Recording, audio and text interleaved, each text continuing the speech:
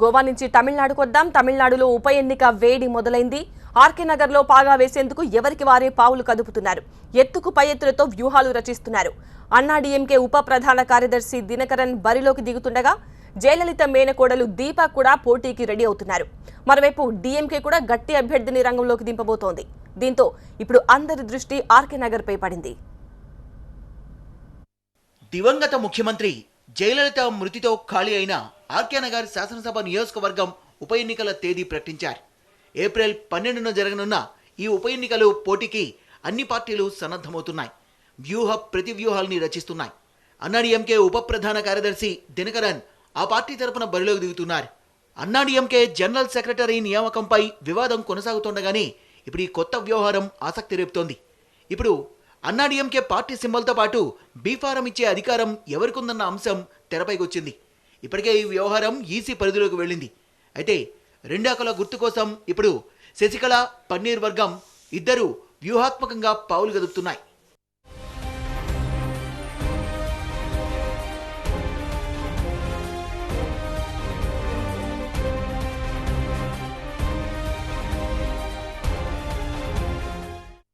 RK Nagar ఉప ఎన్నికతో AIADMK party తమదే అని నిరూపించుకునేందుకు సిద్ధమయ్యారు. అందుకే పార్టీ తరపున బీఫారం ఇచ్చే అధికారం తమకే ఉంటుందని రెండు వర్గాలు అంటున్నాయి. ముఖ్యంగా పార్టీ సింబల్, బీఫామ్ అధికారం శశికళ వర్గానికి దక్కకుండా చేసేందుకు పన్నీర్ వర్గం పావులు గదుపుతోంది. ఇప్పటికే దీనిపై ఈసీకి ఫిర్యాదు చేసిన పన్నీర్ అనుకో ఇప్పుడు మరోసారి ఫిర్యాదు చేసేందుకు సిద్ధమయ్యారు. అంతేకాదు రెండాకుల గుర్తుపైనే ఆర్కే నగర్ ఎన్నికల్లో పోటీకి దిగుతామని చెప్తోంది పన్నీర్ వర్గం. బీఫారం ఇచ్చే అధికారం తమకే ఉందని చెప్తున్నారు. పన్నీర్ వర్గం వాదనలు శశికళ వర్గాన్ని ఆందోళనకు గురి చేస్తున్నాయి. పార్టీ జనరల్ సెక్రటరీ పదవిపై పన్నీర్ వర్గం చేసిన ఫిర్యాదుకు శశికళ ఈసీకి వివరణ ఇచ్చారు. అయితే ఈ వివరణపై ఈసీ సంతృప్తిగా లేదన్న వార్తలు వినిపిస్తున్నాయి.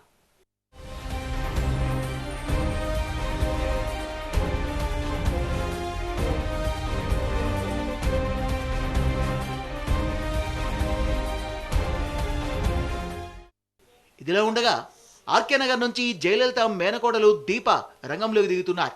ఇది కూడా శశికళ వర్గానికి మింగుడు పడ్డం లేదు. దినకరన్ విజయానికి ఇవన్నీ అడ్డంకులుగా మారుతాయని భావిస్తున్నారు. తనను పోటీ చేయకుండా అడ్డుకునేందుకు శశికళ వర్గం బెదిరింపులకు దిగుతోందని దీప ఆరోపిస్తున్నారు. ఉప ఎన్నికల బరి నుంచి తప్పుకోకపోతే తీవ్ర పరిణామాలు తప్పవంటూ హెచ్చరిస్తూ ఇప్పటికే తనకు అనేక ఫోన్ కాల్స్ వస్తున్నాయని ఆమంటున్నారు.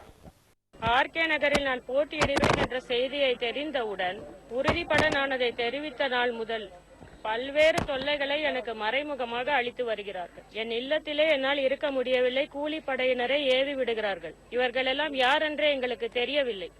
ఎన్ని అడ్డంకులు ఎదురైనా ఆర్కే నగర్లో పోటీ చేసి తీరుతానంటున్నారు దీప. ఈ నేపథ్యంలోనే ఆమె మేనత్త జయలలిత సమాధిని సందర్శించి కొద్దిసేపు మౌనం పాటించారు.